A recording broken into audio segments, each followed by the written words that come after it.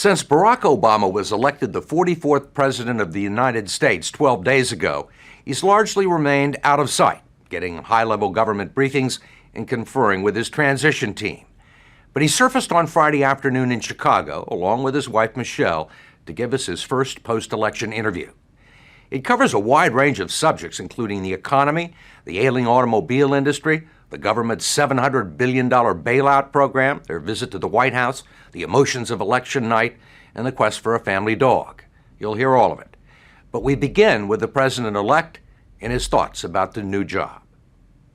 So here we are. Here we are. How's your life changed in the last 10 days? Well, I tell you what, there seem to be more people hovering around me. That's for sure. On the other hand, I'm sleeping in my own bed over the last 10 days, which is quite a treat. Michelle always wakes up earlier than I do, so listen to her roaming around and having the girls come in and jump in your bed. It's a great feeling. Yeah. Has this been easier than the campaign trail? Well, it's different. I think that during the campaign, it is just a constant, frenetic forward momentum. Here, I'm stationary, but the issues come to you, and we've got a lot of work to do. We've got a lot of problems, a lot of big challenges. Have there been moments when you've said, "What did I get myself into?" Surprisingly enough, I feel right now that I'm doing what I should be doing. That gives me a certain sense of calm. I will say that the challenges that we're confronting are enormous, and they're multiple. And so there are times during the course of a given day where you think, where do I start? What have you been concentrating on this week? A couple of things. Number one, I think it's important to get a national security team in place because transition periods are potentially times of vulnerability to terrorist attack. We want to make sure that there is as seamless a transition on national security as possible. Obviously, the economy, talking to top economic advisors about how we're going to create jobs, how we get the economy back on track, and what do we do in terms of some long-term issues like energy and healthcare, and how do we sequence those things in a way that we can actually get things through Congress.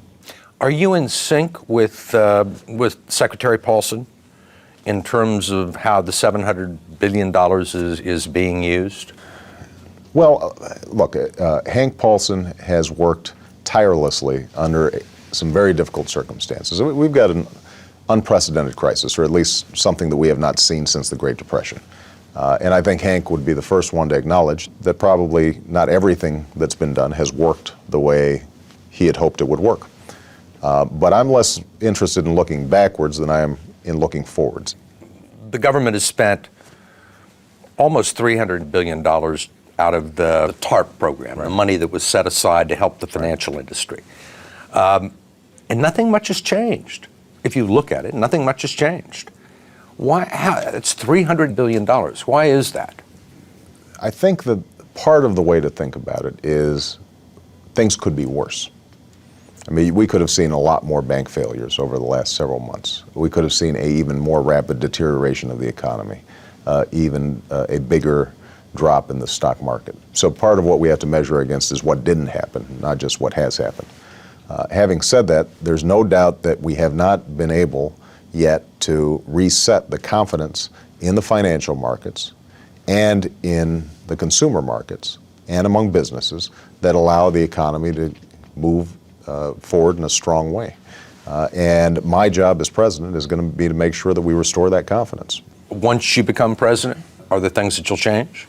Well, I think we still have to see how this thing unfolds over the next couple of months.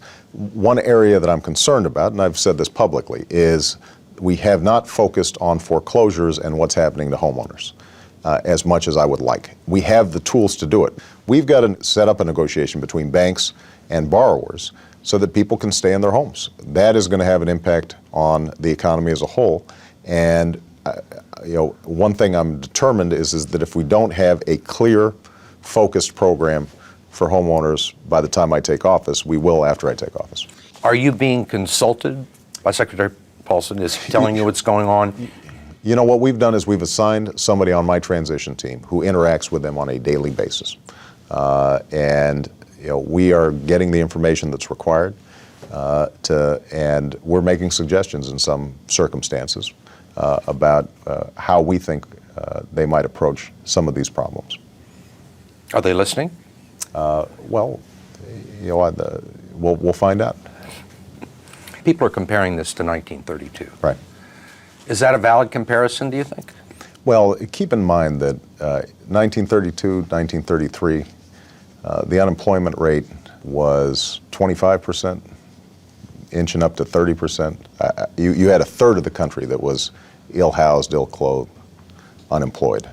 We're not going through something comparable to that. But I would say that this is as bad as we've seen since then.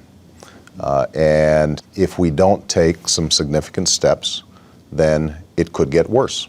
You have a situation right now where you have General Motors, which is in dire straits, may run out of cash by the end of the year, maybe by the end of, certainly if we believe what we read in the papers, by the time you take office. Right. Well, let's see how this thing plays itself out. For the auto industry to completely collapse would be a disaster in this kind of environment, not just for individual families, but the repercussions across the economy would be dire. So it's my belief that we need to provide assistance to the auto industry. But I think that it can't be a blank check. So my hope is that over the course of the next week, between the White House and Congress, the discussions are shaped around providing assistance, but making sure that that assistance is conditioned on labor, management, suppliers, lenders, all the stakeholders coming together with a plan. What does a sustainable U.S. auto industry look like, so that we are creating a bridge loan to somewhere as opposed to a bridge loan to nowhere? And that's, I think, what you haven't yet seen. That's something that I think we're going to have to come up with. There are a lot of people that think that the country would probably be better off, and General Motors might be better off if it was allowed to go into bankruptcy. Well, you know, under normal circumstances, that might be the case, in the sense that you'd go through a restructuring like the airlines had to do in some cases, and then they come out and there's still a viable operation, and they're operating even during the course of bankruptcy. In this situation, you could see the spigot completely shut off, so that it would not potentially permit GM to get back on its feet. And I think that what we have to do is to recognize that these are extraordinary circumstances. Banks aren't lending as it is. They're not even lending to businesses that are doing well, much less businesses that are doing poorly. And in that circumstance, the usual options may not be available. When the price of oil was at $147 a barrel, there were a lot of spirited and profitable discussions that were held on energy independence. Now you've got the price of oil under $60. Right. Does doing something about energy, is it less important now than it was? It's more important. It may be a little harder politically, but it's more important. Why? Well, because this has been our pattern, is we go from shock to trance. You know, oil prices go up, gas prices at the pump go up, everybody goes into a flurry of activity, and then the prices go back down, and suddenly we act like it's not important, and we start, filling up our SUVs again, and as a consequence, we never make any progress. It's part of the addiction, right? That has to be broken. Now's the time to break it. Where is all the money going to come from to do all of these things? And is there a point where just going to the Treasury Department and printing more of it ceases to be an option? Look, I think what's interesting about the time that we're in right now is that you actually have a consensus among conservative, Republican-leaning economists and liberal, left-leaning economists. And the consensus is this, that we have to do whatever it takes to get this economy moving again. That we're going to have to spend money now to stimulate the economy, and that we shouldn't worry about the deficit next year or even the year after. That short term, the most important thing is that we avoid a deepening recession. How high a priority are you placing on re-regulations of the financial markets? I think it's a top priority. I think that we have to restore a sense of trust, transparency, openness in our financial system.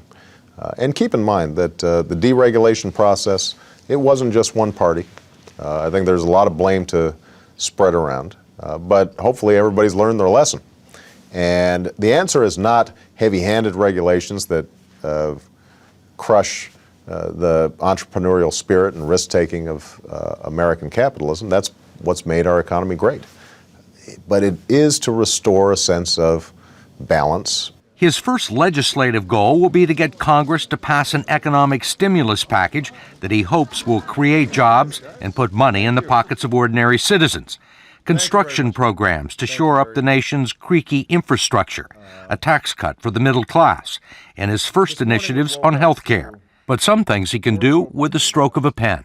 There are a number of different things that you could do early pertaining to executive orders. Right. One of them is to shut down Guantanamo Bay. Mm-hmm. Another is to change interrogation methods that are used by U.S. troops. Are those things that you plan to take early action on? Yes. I have said repeatedly that I intend to close Guantanamo, and I will follow through on that. I've said repeatedly that America doesn't torture, and I'm going to make sure that we don't torture. Those are part and parcel of an effort to regain America's moral stature in the world. Can you give us some sense of when you might start redeployments out of Iraq? Well, I've said during the campaign, and I stick to this commitment, that as soon as I take office, I will call in the Joint Chiefs of Staff, my national security apparatus, and we will start executing a plan that draws down our troops. Particularly in light of the problems that we're having in Afghanistan, which has continued to worsen. We've got to shore up those efforts. Where does capturing or killing Osama bin Laden fall? I think it is a top priority for us to stamp out al-Qaeda once and for all. And I think capturing or killing bin Laden is a critical aspect of stamping out al-Qaeda. He is not just a symbol, he's also the operational leader of an organization that is planning attacks against U.S. targets. How close are you to settling on a cabinet? Well, I think that I've got a pretty good idea of what I'd like to see, but it takes some time to work those things through. When are you going to make your first announcements? Soon. Next week? Soon. You met with Senator Clinton this week? I did. Is she on the short list for a cabinet position? You know, she is somebody who I needed advice and counsel from. She is one of the most thoughtful public officials that we have. Beyond that, you're not getting anything out of me, Steve. Will there be Republicans in the cabinet? Yes. More than one? You're not getting any more out of me.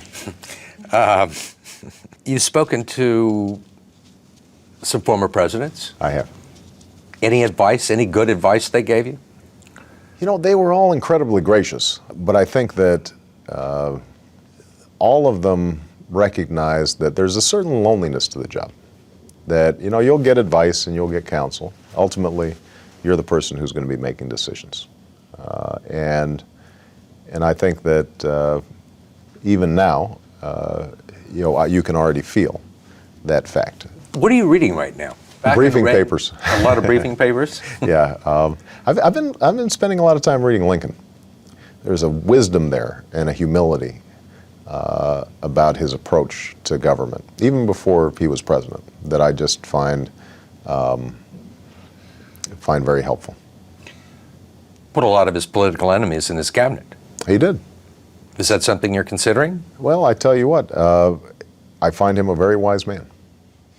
Have you been reading anything about the Depression, anything about FDR? You know, I have, actually. There's a new book out about FDR's first 100 days.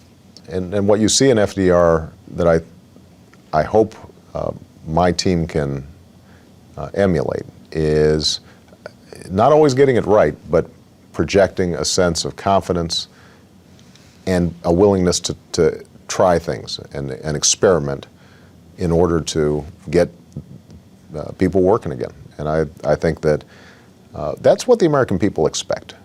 You know, they're not expecting miracles. I think if you talk to the average person right now, that they would say, well, look, we're having a tough time right now. We've had tough times before, and we don't expect that a new president can snap his fingers and suddenly everything's going to be okay. But what we do expect is that the guy's going to be straight with us. We do expect that he's going to be working really hard for us. We do expect that he's going to be thinking about ordinary Americans and not just the wealthy and the powerful. And we do expect that if something doesn't work, that they're going to try something else until they find something that does. And that's the kind of common sense approach that I want to take when I take office. There's been talk on Capitol Hill, and a number of Democratic congressmen have proposed programs that are part of sort of a New Deal. Right. The possibility of reviving agencies like the Home Ownership Loan Corporation. Right. Two points I'd make on this. Number one, although there are some parallels to the problems that we're seeing now and what we saw back in the 30s, no period is exactly the same. And for us to simply recreate what existed back in the 30s in the 21st century, I think would be missing the boat. We've got to come up with solutions that are true to our times and true to this moment, and that's going to be our job. I think the basic principle that government has a role to play in kickstarting an economy that has ground to a halt is sound. I think our basic principle that this is a free market system and that has worked for us, that it creates innovation and risk-taking, I think that's a principle that we've got to hold to as well. But what I don't want to do is get bottled up in a lot of ideology and, is this conservative or liberal? My interest is finding something that works. And whether it's coming from FDR or it's coming from Ronald Reagan, if the idea is right for the times, then we're going to apply it. And things that don't work, we're going to get rid of. Are you going to make a lot of speeches? Are you going to talk a lot to the American people? You're going to go on television and radio and... I'm not sure that the American people are looking for a lot of speeches. I think what they're looking for is action.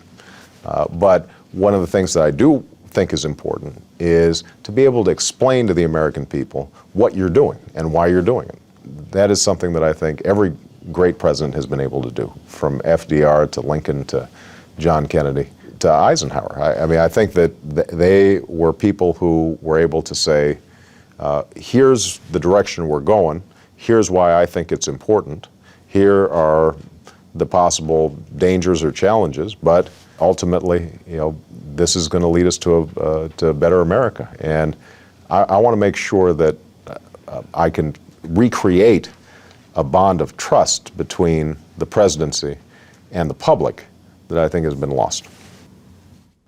The president-elect and Mrs. Obama have already been on a tour of their new home.